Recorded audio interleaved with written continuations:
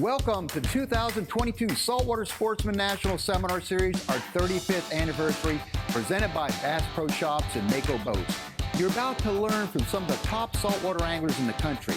Now, the key to getting the most from the seminar series is to listen to the little subtleties, the adjustments that we are doing when the fishing is tough.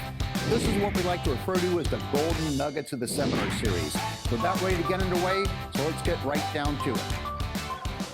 Coming to you from the IGFA in South Florida, it's the 35th Annual Saltwater Sportsman National Seminar Series, brought to you by Bass Pro Shops and Mako Boats. Now, here's George Poveromo. Welcome to the Saltwater Sportsman National Seminar Series, presented by Bass Pro Shops and Mako Boats, filmed on location at the International Game Fish Association. This is a special session that we dedicate to the Florida Keys.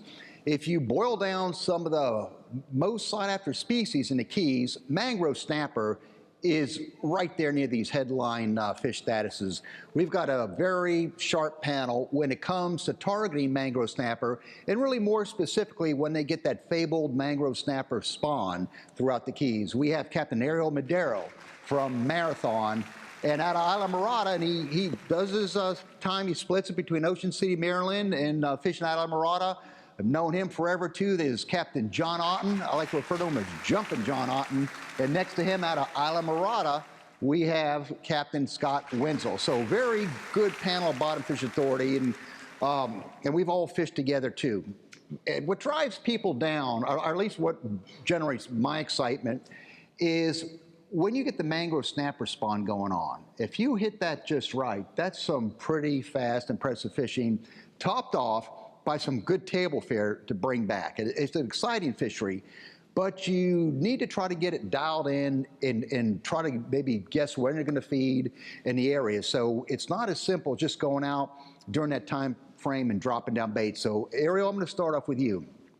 And the mangrove snapper spawn generates, or kicks off, what is that, around June, July period, or what? Yeah, it used to be June and July, it's somewhere in there, but at least in Marathon area, they showed up a little bit late the last couple of years. So you were looking, when you talking I mean, August? it was still in July, but it was like second week of July when they got there really good. Okay, and as far as finding out these zones, as far as maybe the general depth zones that you're looking to find these fish when they come in, could you sort of narrow it down to a belt as far as the depths? I would say 30 to maybe like 60, 70 feet. Okay. I mean, you want to be on the reef, some kind of rock pile structure. They seem to congregate in some areas for sure. They're not as spread out on the reef. So you might have 2-3 spots, it's quiet, and then you move 100 yards and it's as many mangroves as you ever seen. Is there any rhyme or reason to what spots hold them more than others? That I don't know. I know a lot of people fish some of the same spots, so it's chum in the water. A lot of chum in the water on a daily basis, so that might keep the fish there during the spawn. So I don't know. And what are the right conditions, maybe in terms of either current or water quality, that would try to trigger off a decent bite? We like an incoming tide. Most of the time with the water coming in off the reef edge. There's certain corals that you look for, like with the mutton snappers, you look for the sea fans. With the mangrove snappers, there's a certain purple coral that we find that works really good. It's also good with the groupers. We find that during the days where the water's real gin clear, where you can see those rocks, and work on that. Now, and the same depth, like 30, 40, 50 feet. Let's go back to what you're just saying here about these corals. Okay. Now, is this all pretty 100% hard bottom, or do you have some corals, a sand patch, more coral? Most of it's hard bottom. Okay. Hard bottom, and any type of structure that we can find that's been put out over the years. Metal's a real good one. Metal seems to attract them really well. I like to call it the purple coral. Okay. As you can see it, it's purple, and that. Not sure what it is, but that seems to be a pretty good zone for those things. Now I got what I call my litmus test over here to see if you guys are familiar or what. This is Captain Scott Wenzel, and he's an outstanding diver. He does a lot of spear gun fishing, which I always tell him that's cheating. And, you got to do it the right way, rod and wheel. But I'm going to quiz him now on his scuba diving capability. You spend a lot of time on those reefs, and you're at Isla Morada. You're hearing them talk about purple coral. Ariel's talking about these rocks and all that. And I want you to talk about who's right, wrong, or indifferent, or if everyone's correct, but I'm going to have you hold your thoughts till we finish up with this commercial break. You're watching the Saltwater Sportsman National Seminar Series being filmed on location at the International Game Fish Association. The Saltwater Sportsman National Seminar Series is brought to you by Simrad. Go with Simrad and go with confidence. Penn, let the battle begin. Sirius XM Marine, weather, fish mapping, and entertainment for anglers. Mercury Outboards, go boldly. Angle, portable fridge freezers and high-performance coolers. George will be right back. Welcome back to the 35th Annual Saltwater Sportsman National Seminar Series from the IGFA in Fort Lauderdale, Florida. Brought to you by Bass Pro Shops and Mako Boats. Let's get right back to George. Welcome back to the Saltwater Sportsman National Seminar Series, filmed on location at the International Game Fish Association and brought to you by Bass Pro Shops, Mako Boats. I'm here with Captain Ariel Medero, Captain John Oughton, and Captain Scott Wenzel, and we're dealing with Florida Keys mangrove snapper. We're talking about the bottom habitat, and I'm coming back to you, Scott, because your diving capabilities, you spend a lot of time on those reefs. Okay, what do you see as far as the bottom composition and everything out of the Isla Morada, or which could pretty much carry out throughout the Keys where these fish like to gather? Tell us what you're seeing down there. Well, everything they said, 100% correct, 30 to 70 feet. I find that when the fish are actually spawning in the July, you know, when you put your chum bag out and those fish start coming to your chum bag, you know, 30 to 50 is kind of where they're living at, it seems like. But our main reef, you know, usually starts in 30, 35 feet of water, and then it goes all the way to, you know, 80 feet, and then it'll drop off.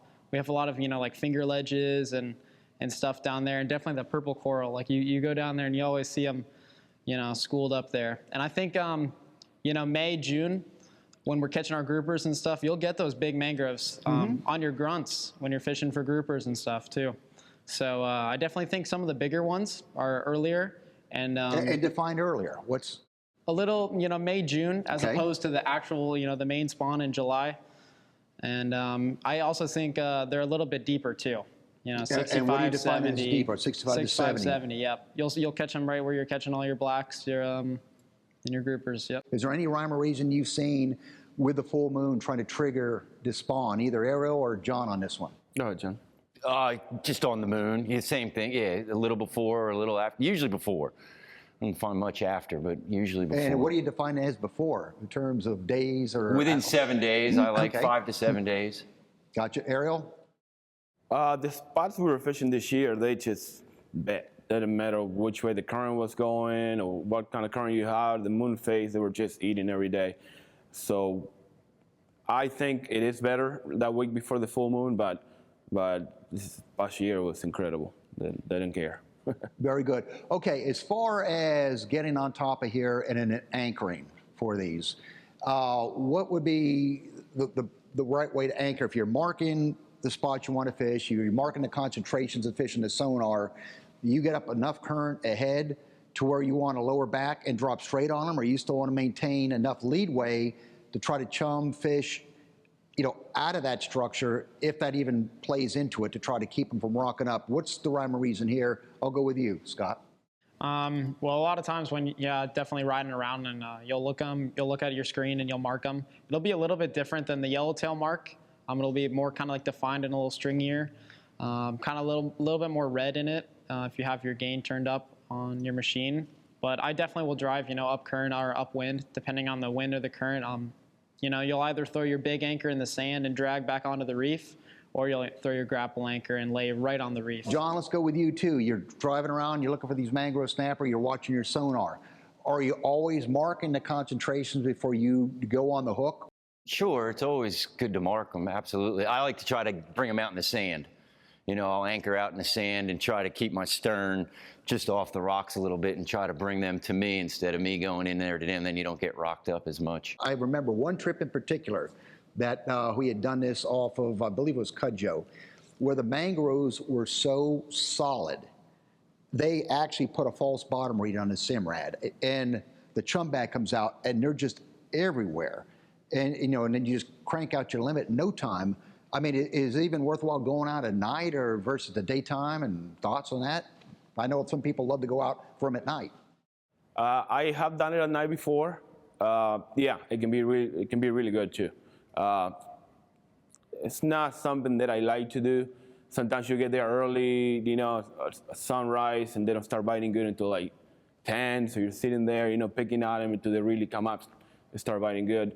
And the bite during the day has been so good. Exactly. I'm 100% with you. All right, when you come back from this commercial break, I want to get nitty-gritty on the types of rigs, leader systems, and the baits. You're watching the Saltwater Sportsman National Seminar Series. Florida Key, Mangrove Snapper Tactics is the topic. We'll be right back after the break. The Saltwater Sportsman National Seminar Series is brought to you by Rapala, your best shot at a world record. Suffix, always use the best line. VNC, your expert in hooks. Williamson Lures for the pelagic playground. Starbright, blending technology with performance since 1973. George will be right back. Welcome back to the 35th Annual Saltwater Sportsman National Seminar Series from the IGFA in Fort Lauderdale, Florida. Brought to you by Bass Pro Shops and Mako Boats. Let's get right back to George. You're watching the Saltwater Sportsman National Seminar Series. The topic, Florida Keys, Mangrove Snapper. I'm here with Captain Ariel Medero, Captain John Oughton, Captain Scott Wenzel. All right, we discussed the times, we discussed the area that we're looking for, marking fish on the sonar. Now we're getting positioned. Maybe some of the subtleties involved in that. So now we go to work. Chumming essential. And Scott, I'm going to start off with you. How much chum is broadcasting? You have the different style chum bags, some with smaller meshes. Then you get these Bubba chum bags they make in the Keys with really large holes where that chum just permeates out. Is there any rhyme or reason as far as the chum disbursement when you're going for mangrove snapper? A lot of times I'll just stop at the tackle shore and I'll grab a 25-pound block of chum and I'll put it in one of those, big old chum bags. I don't typically do that for the yellowtails, more so for the mangroves. I think you kind of overfeed the yellowtails doing that. But the mangroves, they seem to love it. Gotcha. And as far as specific baits to use, and I'll throw this out here to devil's advocate, times we'll go to Keys, we'll set a pinfish trap the night before, pick it up in the morning with a live pinfish, and always seem to go that route. I like a knocker rig, a little sinker on top of a circle hook, take the pinfish under the lower jaw, out the upper. You drop them down when they're chewing, it's really good. Other people tend to prefer maybe a little bit of a longer leader, put a little space between the sinker and the hook. So let's talk about maybe some of the subtleties involved in that. John, what would be your go-to rig for dropping down on mangrove snapper? Let's talk about hook size, the length of the leader, pound test of the leader. Take us through it. I like to use just the straight knocker rig. We use a lot of live pilchards, so we're not using any, we're just chumming with pilchards, so you're live baiting a pilchard. Little, anywhere from a 2.0 to a 4.0 circle hook. We like to use something little. I don't do too much with the leaders. I'll do a knocker rig. I find I catch the bigger fish either on a ballyhoo plug. That seems to work out pretty good. So if you go with the knocker rig, what pound test mono are you? I use 30 pounds. So, okay, straight to knocker rig. 30-pound fluorocarbon, generally. And dropping down. And Ariel, let's talk about your rigs that you're going to drop down and go for these mangroves. Yeah, same thing. I use about normally 30-pound leaders. Sometimes I go down to 20. Is any length to them, or are you knocker short rigging leaders, as well? maybe 3-foot leaders. And I use a lot of jig heads, half ounce, 3/8. Depending on the size of the bait and how much current you have. I do use a lot of live bait, mainly, but cut bait works also. All right, well, so somebody who's not out there in a position to go ahead and get pilchards or whatever, or drop a pinfish trap or get live pinfish, what would be some of the go-to dead baits that would give them a good fighting chance at this? I like fresh ballyhoo as possible. Bonita works good. When they're in the spawn, they seem to be pretty aggressive, especially when you get them up in the chum, so they eat pretty much anything you throw back there. And then Scott, talk to me about your terminal rig when you're dropping down for the mangroves. So it depends on if they're up eating out of the chum bag, obviously I'll just, chunk bait, ballyhoo, bonita, but, knocker rig or one of those fish finder rigs with a little bit of leader and a circle hook on it with a pilchard or a pinfish seems to work pretty good. So when they're not in an aggressively feeding mode, what are some of the things, you got a charter, you're on there, and you want to get some mangroves. What are some of the adjustments that you're doing to try to get a few of these fish to go your way? Ariel? Yeah, definitely go down on the leader size. Give me an example. I start with 30. They're not eating 30. I'll go down to 20 and even 15 if I have to. Same question to you, John. You're marketing them, and things aren't happening with your traditional. What are you doing differently to try to go Just ahead lighten it up. and Try to elaborate on that? Yeah, lighten everything. Just go back down to 20 or 15-pound fluorocarbon. Maybe make your leader a little bit longer. What would you define by longer? Oh, I'll go from like 2 or 3 foot to maybe 5 or 6 foot, right, so maybe step it 7 up. foot. Okay. I try not to go too long with them. We're going to take a commercial break, but when we come back, I want to grill you, Scott, on, again, some of the subtleties and talk about some of the offbeat ways that you could really score with these mangrove snapper. You're watching the Saltwater Sportsman National Seminar Series, Florida Keys, Mangrove Snapper Tactics. We're going to come right back after the commercial break. The Saltwater Sportsman National Seminar Series is brought to you by Columbia Sportswear. Stay cool and protected while fishing. JL Audio, ahead of the curve. ACR, building survival products since 1956. Florida Keys and Key West. Visit flakeys.com. George will be right back. Welcome back to the 35th Annual Saltwater Sportsman National Seminar Series from the IGFA in Fort Lauderdale, Florida. Brought to you by Bass Pro Shops and Mako Boats. Let's get right back to George. You're watching the Saltwater Sportsman National Seminar Series filmed on location at the International Game Fish Association. The topic, Florida Keys Mangrove Snapper Tactics. And I'm discussing with my panel when that mangrove snapper spawn really materializes come that June, July, even early August period. And some of the subtleties involved is when these fish are there, but not really rapidly feeding or really feeding at all. And I'm going to come back with you, Scott. We already heard from John and Ariel. Again, some of the subtleties when you're marking these fish and the bite just doesn't happen. And I don't want you to say go down with a spear gun. Let's talk about rod and reel fishing here. Correct. So again, lighten the leader. Can't go wrong Well, with again, that. that's old hat to you. Right. But for the audience, what do you lighten it down to, pound test?